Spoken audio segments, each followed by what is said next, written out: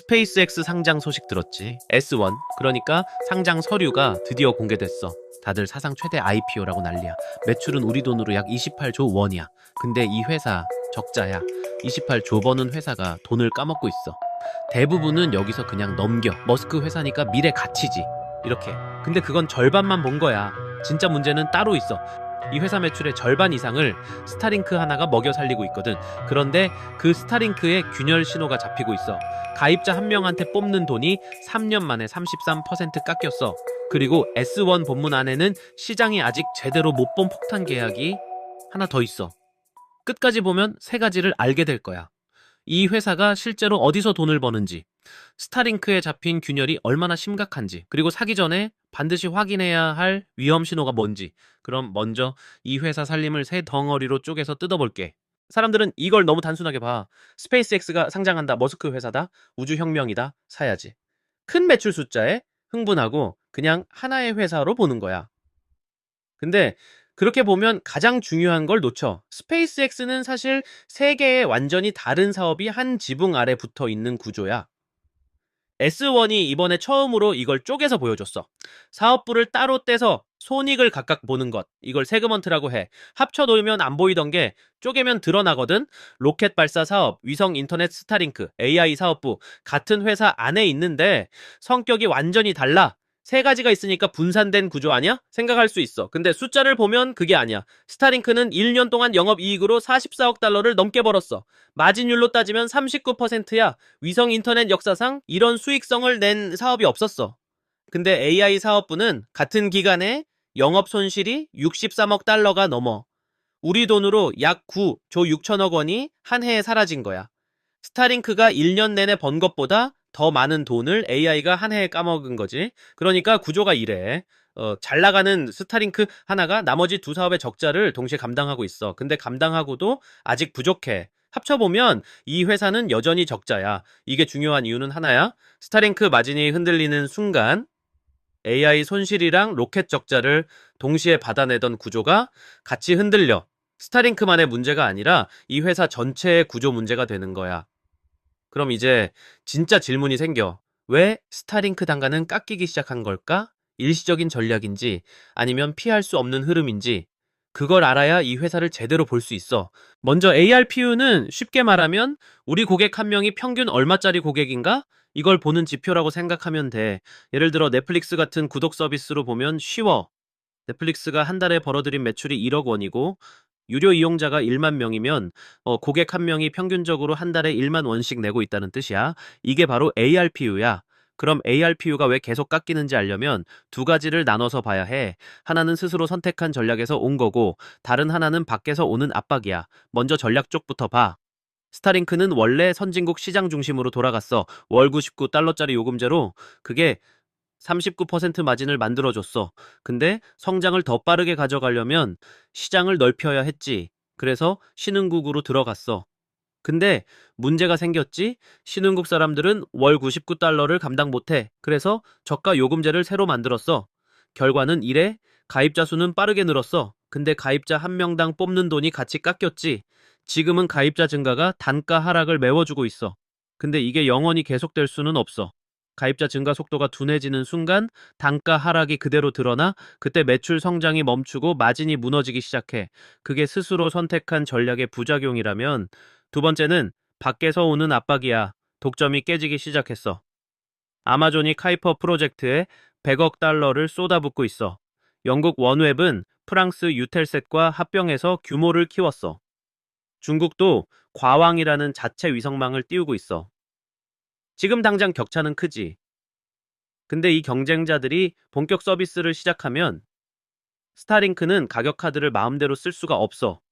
이 패턴 이미 한 번 본 적 있어. 넷플릭스야. 넷플릭스도 초기엔 스트리밍 시장을 사실상 혼자 가져갔어.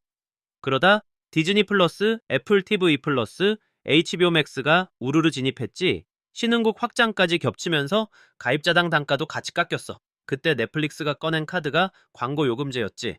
그 카드 덕분에 지금도 가입자 3억 명을 유지하면서 스트리밍 1위를 지키고 있어. 스타링크도 비슷한 길을 갈 수밖에 없을 거야. 문제는 그 카드가 뭔지, 언제 통할지가 아직 안 보인다는 거야. 그러니까 지금의 39% 마진은 어디까지나 현재 시점의 숫자야.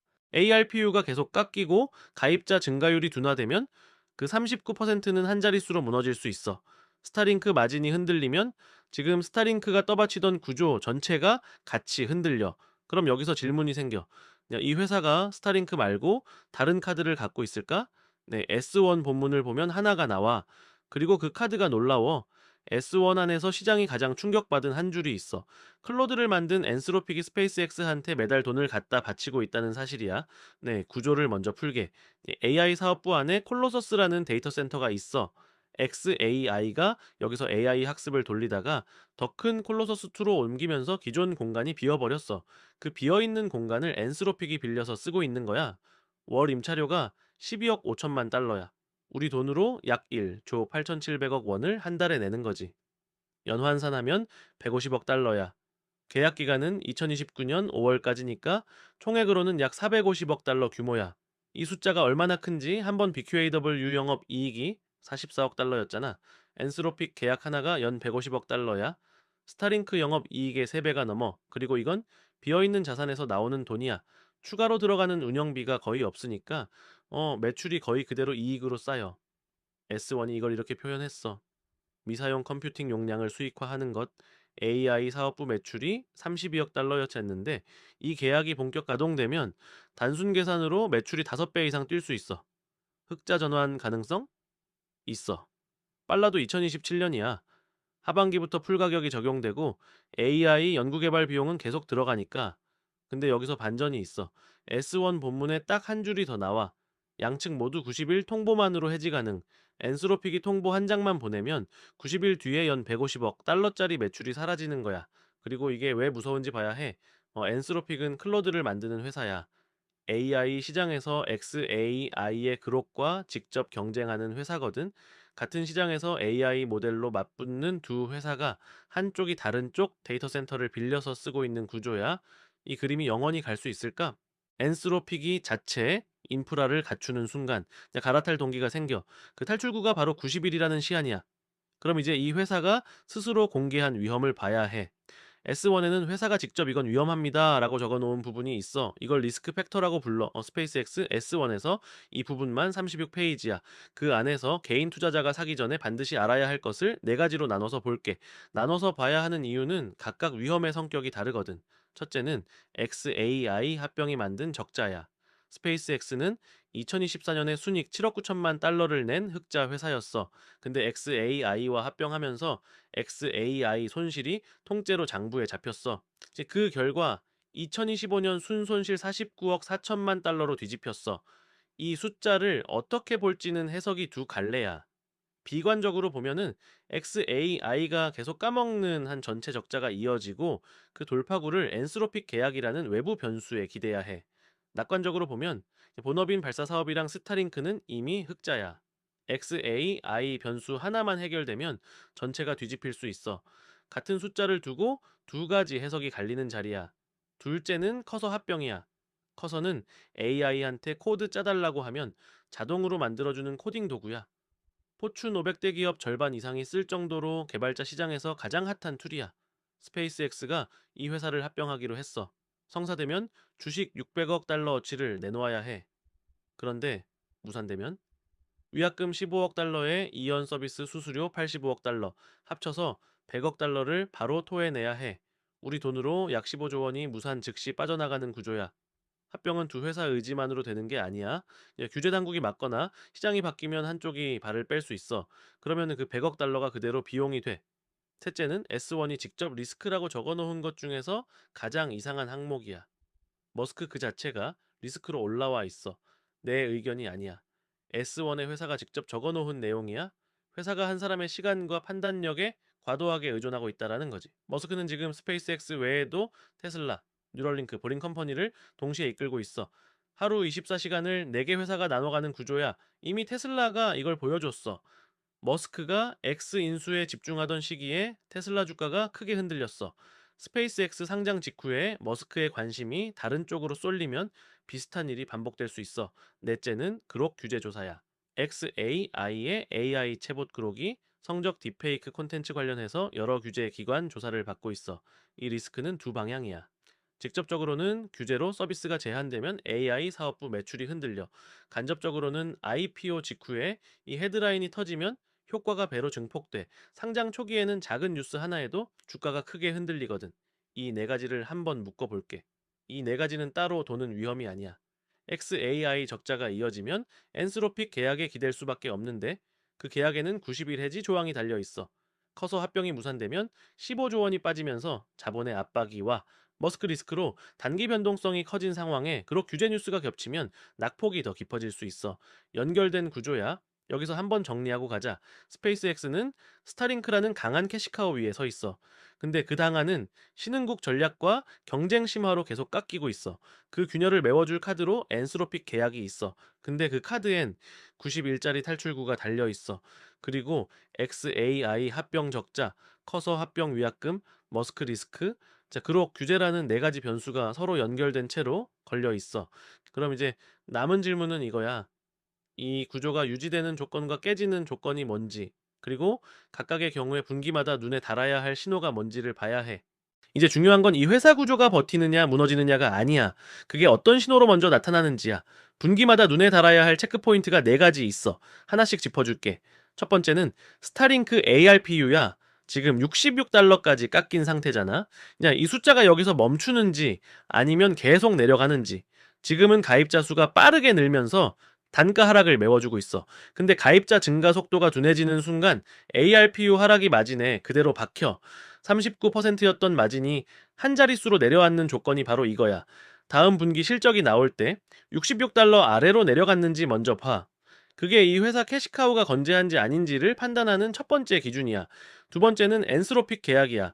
연 150억 달러짜리 매출원이 생겼다고 했는데 거기에 90일 해지 조항이 붙어 있다라고 했잖아. 엔스로픽 입장에서 생각해봐. 지금은 이제 콜로서스를 빌려서 쓰지만 자체 인프라가 갖춰지면 이제 갈아탈 동기가 생겨. 그러니까 봐야 할 신호는 두 가지야. 엔스로픽이 자체 데이터 센터 투자를 빠르게 늘리고 있는지, 자, 스페이스X가 엔스로픽 말고 다른 임차 고객을 확보하는지, 90일 해지 통보 뉴스가 나오는 순간 AI 사업부 전체가 같이 흔들려. 이 신호는 실적 발표보다 먼저 터질 수 있어. 세 번째는 커서 합병이야. 성사되면 주식 600억 달러를 내줘야 하고 무산되면 위약금 포함해서 100억 달러가 바로 빠져나가. 우리 돈으로 약 15조 원이야. 합병은 양쪽 의지만으로 되는 게 아니거든. 규제 당국이 제동을 걸면 어쩔 수 없어. 그러니까 규제 심사 소식이 나올 때마다 방향을 확인해야 해. 승인이 나면은 다음 단계로 넘어가는 거고, 제동이 걸리면 그 100억 달러가 그대로 비용으로 잡혀. 네 번째는 스타쉽 화물운송 일정이야. 2026년 하반기가 목표인데 5월에 진행된 시험 비행에서 부스터 통제가 실패했어. 네, 머스크는 한 달 지연이라고 했어. 근데 일정이 계속 밀리면 어떻게 되냐? 지금 스타쉽 개발에 연 30억 달러씩 들어가고 있거든. 네, 화물 운송이 시작되기 전까지는 그 비용이 발사 사업부 적자로 계속 쌓여 다음 시험 비행 결과가 이 일정을 믿을 수 있는지 없는지를 보여줄 거야. 자, 이 네 가지를 한번 묶어볼게. 네 가지가 동시에 엇나가면 스타링크 마진이 흔들리고 150억 달러짜리 계약이 날아가고 100억 달러 위약금이 터지고 발사 사업부 적자가 더 깊어지는 구조야. 이 넷은 따로 도는 위험이 아니야. 연결돼 있어. 반대로 하나씩이라도 긍정 신호가 나오면 시장은 다시 이 회사를 다르게 계산하기 시작할 수 있어. 그럼 이 기준을 들고 내 위치에서는 어떻게 봐야 할까? 같은 회사라도 어떤 목적으로 들어가느냐에 따라 봐야 할 화면이 달라져. 첫 번째 유형. 상장 첫날 사고 싶은 사람이야. 솔직히 말할게. 첫날은 가격이 아니라 변동성을 봐야 해. 사상 최대 IPO로 거론되는 만큼 첫날 매수 수요가 몰릴 가능성이 있어. 근데 락업이 안 걸린 일부 물량이 차익 실현으로 나올 수도 있거든. 위든 아래든 한 방향으로 크게 흔들릴 수 있어. 가장 피해야 할 행동 하나만 말할게. 뭐 가격이 올랐다고 쫓아가는 거야. 첫날은 가격이 어디서 안정되는지를 먼저 봐. 거기에 거래 대금이 붙는지도 같이 확인해. 그게 시장이 이 회사를 어떻게 보는지를 보여주는 첫 번째 신호야. 두 번째 유형, 지수 편입을 기대하고 들어가려는 사람이야. 나스닥 100은 신규 상장 후 15 거래일이면 편입이 가능하도록 룰이 바뀌었어. 6월에 상장하면 그 7월 안에 들어올 수 있다는 뜻이야.